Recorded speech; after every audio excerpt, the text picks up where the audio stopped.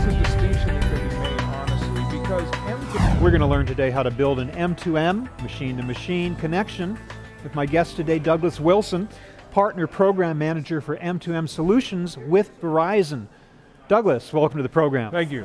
Thanks for being with us. Hot topic right now. Let's start out by just asking this question. Once you've decided to develop or build an M2M solution, what should you consider with regard to the connectivity? Well, it's a good question, because one of the things that a lot of people don't realize when they're building a solution is what is the connectivity that I'm going to do and what am I going to use for that connectivity in my M2M solution. There is hardware involved with that, so there are suppliers out there that you have to consider when you're looking at an M2M solution to put into your hardware. And as you're building the solution together, you have to make sure that the connectivity piece is something you think about in the beginning. A lot of companies don't think about that up front, and the suppliers out there providing the hardware have to have the right network connectivity built into their solution before you go to market. Isn't the word connectivity absolutely implied in the phrase M2M? Yes. I mean, the two is the connectivity. It is. So how could you even approach that issue without considering the connectivity issue? Well, you'd be surprised at the number of companies out there that's an afterthought. They don't think about what is the connectivity piece of it. I mean, there's different types of connectivity, Wi-Fi, Zigbee, cellular connectivity that's out there available today. A lot of times the developers out there don't think about which carrier I'm going to use specifically for that connectivity that's out there today. And there are several different versions, several different varieties, and several different networks they can connect to.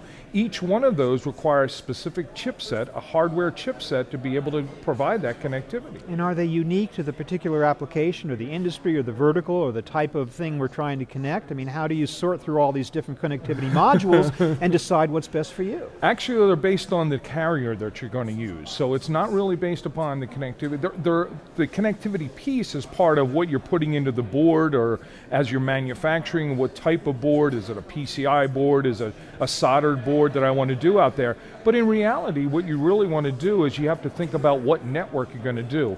And a good analogy that I use is like in the real estate market, they talk about location, location, location.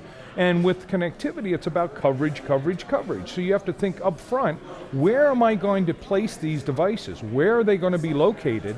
Because the coverage is the key factor there. And then when you determine where those devices are going to be placed, what country, what state they're going to be in, if you're in the US, then you have to start thinking about who is the carrier that's going to provide that connectivity out there.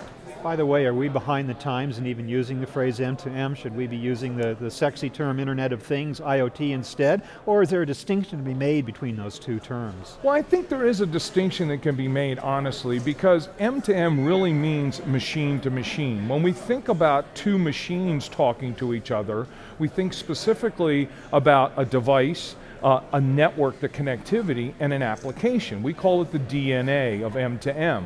When you think about the Internet of Things, that really opens it up to a wide range of different things that be connected. So I think there is a delineation between the two. Because I always thought that the phrase things means not human. Right. So it is, in effect, a technology where non-human systems are talking to each other. Exactly. An extension of M2M, but not a one-to-one correlation with that exact term. And I think the popularity of IoT or Internet of Things is out there today now. And it may take over where we conveniently talk about M2M, but I think overall, M2M is still, there's a delineation between the two. Yeah, now it's all about system integration. It's all about getting systems to talk to each other. So when it comes to application programming interfaces, APIs, what type should you be thinking about? What types are needed for this functionality? Well, they vary. It depends on what operating system you want to run on, whether it be a Linux operating system, a Windows operating system, or proprietary operating system, or it could be a mobile operating system, such as an Android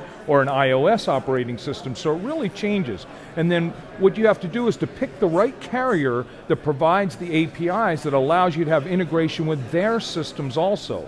One of the unique things we do at Verizon is provide those type of APIs so you can actually monitor the device while it's in the field. And that's a key ingredient to it too. Some of the other solutions out there actually use third party to monitor them, where we've actually incorporated it into the system and provide a software developer's kit to give those APIs to our customers out there. What What are the implications of the fact that we really are in the age of the mobile device? There's just been such an explosion in the last few years of these devices that they really have transformed the way that companies can achieve connectivity throughout their enterprises. So how has that changed the whole world of M2M? Oh, I think it's really expanded it more than anything else. I mean, we really see the expansion of different types of solutions out there today, and one of the things that I look for are companies that are on that cutting edge of the technology, looking for solutions out there that they never really thought that they could get connectivity before, but now they can by providing the type of device connectivity we provide. It goes all the way from not only the devices for M2M, but also all through where we're seeing that transition where how many people today carry a basic phone anymore? They're carrying smartphones because you can do more with a smartphone. Having the integration with mobile apps and M2M is a key ingredient to a solution today that a lot of companies don't really look at. They look at, oh well, I have a back-end solution, but how can I bring it down to the mobile? And that's the most important part. And it's all about real time too. Absolutely. Isn't it? About having absolute real time access to a massive data. Yeah. What are some of the costs that should be considered? Because obviously this can get pretty pricey. Absolutely, and going back to that DNA analogy, when you get to the device level, it all starts at the sensor. What am I trying to read? What am I trying to measure? What information am I trying to get? So it really starts at that level, and then you have to bring the pieces together for the connectivity. So it's, in our case, a module, and a lot of the other carriers use the same terminology. The module, the interfaces to the radio network. So how do I build those costs together? And then it's the certification. So when you really look at it, every one of the carriers, if they're smart, are providing a way to certify the device to work on the network so it doesn't hurt our network. We do that today. Those costs all have to be considered. A lot of times when people are developing M2M applications, they don't consider those certification costs as part of their product going forward. Very important part that's actually being left out. And then of course, as we talked about the application, who's going to build that application? Are they building the application themselves, or are they using a third party to build the application? And then last but not least, the network costs. Because a network cost is something, again, that's a recurring monthly cost that each one of these M2M providers are going to face. So those costs have to be considered in there that are going to happen on a recurring basis. Sure, you can build it, you can provide the application, but you've got to remember those recurring costs are going to be there. With the explosion of connectivity that we're seeing across the board, what are some of the challenges that arise as a result of, in the area of security? Well, security, very good point. Security is a big issue because most devices today are just running on the public internet. So one of the things you have to consider is what kind of security can I provide those devices? One of the unique things that we do at Verizon is what we call private network, where we can actually establish a connection from the M2M device directly to the application without it ever touching the public internet. So you don't have the hackers coming in, you don't have the denial of service attacks trying to get to that device by keeping it on a private network. Security is a key factor in any type of M2M application. You're talking about VPNs, virtual private networks, that is a key to Yes, security? Absolutely, that is a key to it. Some of those systems have been breached. Yes, they have, but the way that we're doing it at Verizon, we actually set it up so the VPN is not a big part of it. We actually do a direct connection from our network directly to the application, and it's not in a VPN, which is a standard software VPN. We do it more from a hardware perspective. I see. So, the impossible question, where's it all going? What's it going to look like, this whole landscape, in a few years with respect to M2M connectivity? Are we going to see even more of what we have now, something better, something amazing?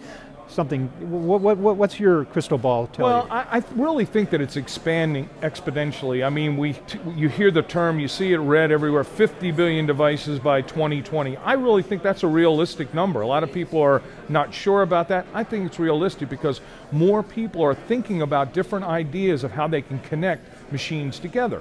Not only from that standpoint, but now look at the networks. We've seen the involvement of in LTE, which is our high bandwidth network. So we're now being able to put more data on that network, which is now another important factor. Although most M2M applications use a small amount of data, LTE gives an opportunity for using large amount of data. The bandwidth capabilities are there. And we even see it expanding further with some of the newer and exciting applications coming out like XLTE, where we're offering even higher bandwidths than where we're getting today. It always gets better. Yeah, amazing.